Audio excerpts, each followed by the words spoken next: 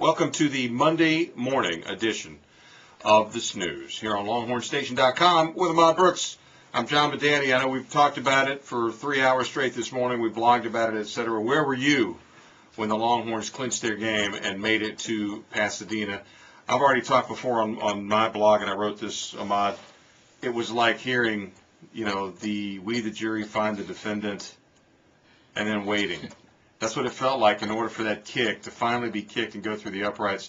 It was just an amazing weekend to be a Longhorn. I was seconds away from having a myocardial infarction. You know what that is? A heart attack. Oh. Big words. Folks, it was ridiculous on that sideline, and I have to give Nebraska props. I mean, one of the classiest programs in the country for sure, and the fight that they displayed in a game where they were not supposed to fight that hard.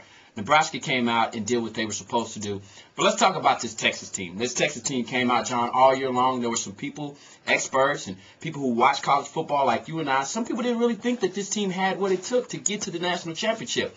Regardless of how they got there, they're there. And the one thing that I will say is this Texas defense proved to everybody that they're one of the best in the country. And if you have a good defense, John, I know you're a defensive-minded guy. Oh, yeah. You play good defense, you got a shot to win any ball game, and they proved that, beating Nebraska in a nail-biter on Saturday. They gave up 106 yards. I mean, Nebraska had 12 points. How? 3 Colt McCoy interceptions, each of which resulted in a field goal attempt, and then that long punt return, which coverage has been an issue at times for the Longhorns this year.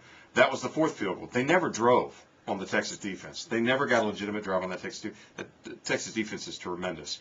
And for Alabama, if you're a Longhorn fan, just be happy that this is how this game. Remember the last time the Longhorns went to Pasadena, it was on the heels of a 70-3 whitewashing of Colorado. Everybody, wow, Texas looks great. No, let the Longhorns sneak into Pasadena very quietly, very humble. Wow, Alabama's mighty Alabama. Did you see what they did to Florida? This is what you want. Alabama played the perfect game. 40 minutes time of possession, no turnovers, 1 penalty.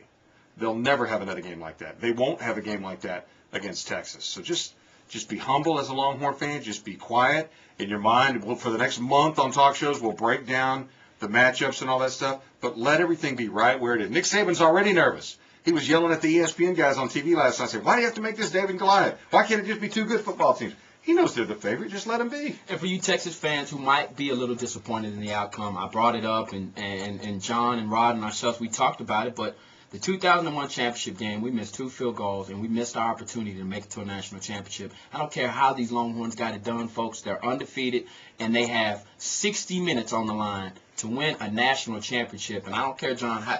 You and I would give our right leg and our right arm to be in a situation like this. And this Texas team, kudos to them, to the staff who's put them in a position, and to Will Muschamp. I'm so glad you're here, pal. I'm so glad you're here. And he's right. I would give him Ahmad's right leg for a chance to win a national championship.